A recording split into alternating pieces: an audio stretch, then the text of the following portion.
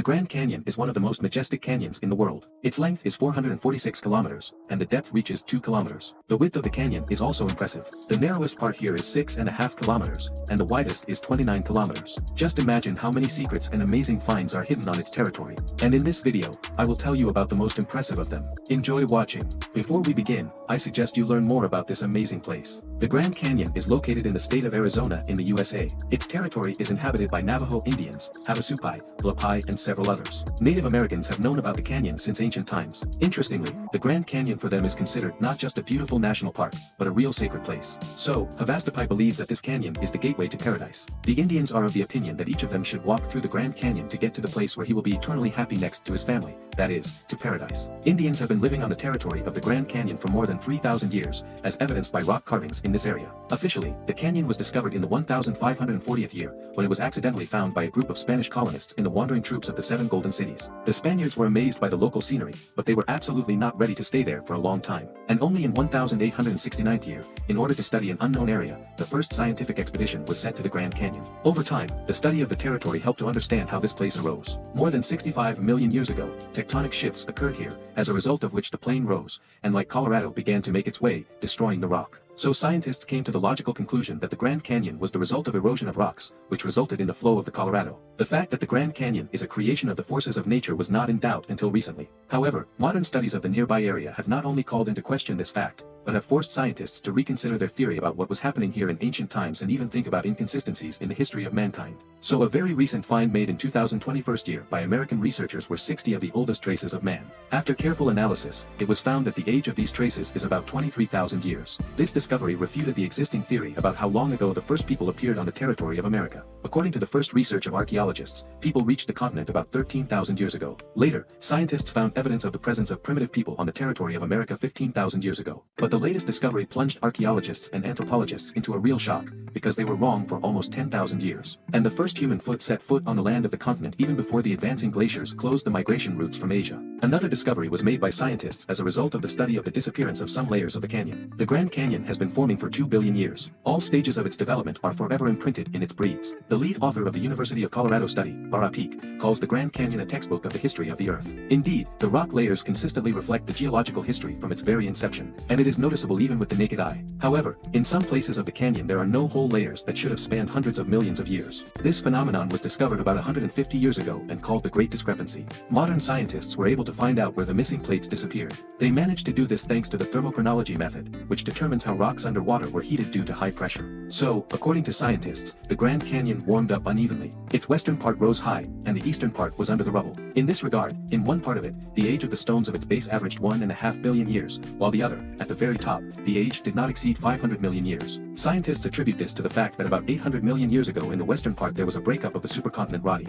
As a result of the destruction, the stones of the canyon crumbled and fell into the ocean. So, the latest research methods allow scientists to unravel the mystery of the Great Discrepancy and fill in the missing pieces of information about what happened during this critical period for the Grand Canyon. In addition, this discovery allows you and me to imagine how destructive the forces of nature were hundreds of millions of years ago, when there were not even dinosaurs on Earth. But, perhaps, the most sensational discovery on the territory of the Grand Canyon was made back in the distant 1909 year. Explorer John Key went on a trip along the Colorado River. The subject of his search was minerals, but more than that he discovered an incredible find. Sailing by boat along the Grand Canyon, he noticed unusual spots in the sedimentary rocks. This attracted his attention, and he decided to explore these objects. King Keith got out of the boat to the shore and carefully climbed up the cliff. There he realized that he had found the entrance to a strange cave. He was curious to find out what was inside. He walked in the dark for about hundreds of meters and came across a cliff, inside which were jewels and the remains of people. The researcher realized that he had just made an extraordinary discovery, and decided to report his find to the Smithsonian Institution. Professor Jordan became interested in his words, and together they returned to that place to begin a detailed study of the mysterious cave. Kay and Jordan started working together and discovered how fantastic the cave was inside. The passage in it was about 3.5 meters wide and went almost 1.5 kilometers underground. Towards the end, it connected to a kind of huge chamber, from which, in turn, a number of tunnels branched off.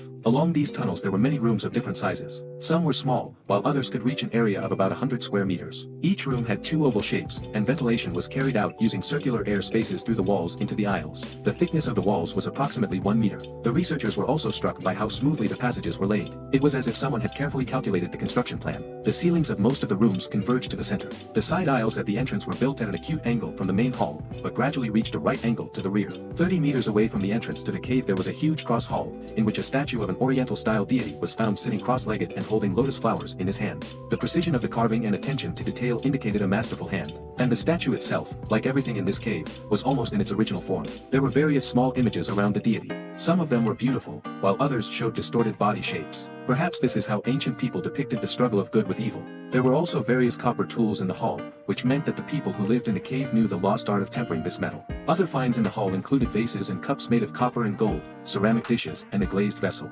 King Keith also mentioned that he had even seen a kind of granary in the cave, equipped with a solid material resembling concrete. To the side of it was a huge room about 100 by 150 meters, which probably acted as a dining room. There were also a lot of yellow stones scattered all over the floor. The entire tunnel system was so extensive that according to some estimates, more than 50,000 people could live in it. Many carved hieroglyphs were found throughout the complex. The Smithsonian Institution was supposed to decipher them. These inscriptions resembled those that had already been found on the rocks in this valley. According to preliminary estimates, hieroglyphs and images were related to the religion of local residents. Surprisingly, a similar engraving was also found on the Yucatan Peninsula, but nothing like this was found in the east, although many deities were similar to Buddhists. Some scientists believe that the old canals in the Salt River Valley were built by people from these caves. Probably, people have lived in this area for a long time, and the tunnel system was a real city. The most amazing find of Jane and Jordan in this place was a clip in which there were several mummies. He himself spoke about this crypt as follows: "The tomb or the vault in which the mummies are located is one of the largest chambers. The walls are tilted back at an angle of about 35 degrees. One of them is a tier of mummies, each of which occupies a separate cut-down floor.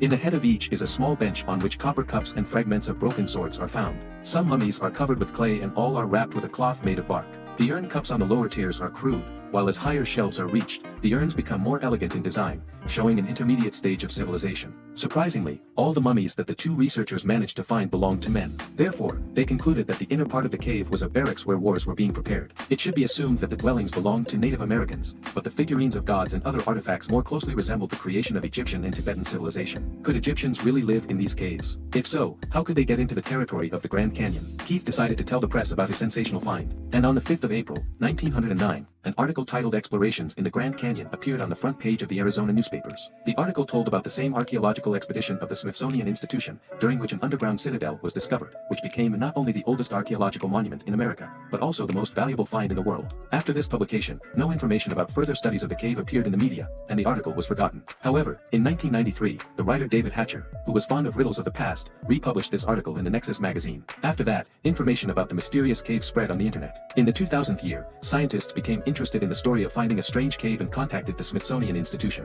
In response, they did not receive any clear information and considered it because the government forbade telling the details of this story. However, the researchers managed to find a mention of the archaeologist Professor Jordan, whose last name was written a little differently. Probably, the Smithsonian Institution deliberately erased Kay and Jordan and their records, and actively destroyed artifacts that did not agree at all with the generally accepted human history. The researchers managed to find out that Keith made many more discoveries on the territory that is owned by the government, which means it is closed to public access. One of his discoveries was the Stanton Cave, 120 meters deep, in which the remains of people were allegedly found, whose height exceeded 2.5 meters. Of course, they tried to keep silent about this, because in fact it was a direct proof of the existence of giants. The existence of this cave is not a myth. This place is included in the list of National Historical Monuments, but now the entrance to it is closed by a huge steel gate. If this cave exists, then the existence of a cave found in 1909 is quite likely. Many researchers are still obsessed with her search. So, the married couple Kathy Jerry Wills studied information about the mysterious tunnel system for a long time and carefully prepared for their expedition. Surprisingly, they actually managed to find them. However, the main passage was at a high altitude, and it was almost impossible to get there. The couple noticed that there were rope ladders not far from the main entrance, which were probably left by other researchers. Wills managed to find another, more accessible entrance. Once there, they found that it was impossible to enter the cave, since the entrance was carefully closed with huge concrete slabs. But who needed to hide the cave from prying eyes if there is nothing secret there? This and much more remains a mystery. There are many inconsistencies in this story. On the one hand, no one has ever seen the relics found by King Cain. But on the other hand, much more has been said about this cave system before.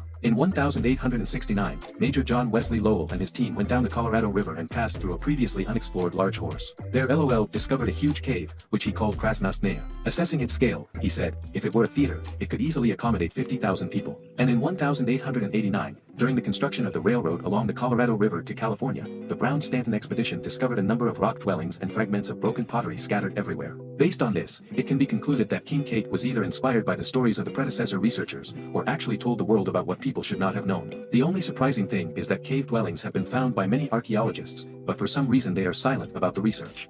And that's it for me. If you liked this video, don't forget to rate it, subscribe to the channel and click on the bell. For me, your activity. This is the best reward. Thank you for your attention. See you soon.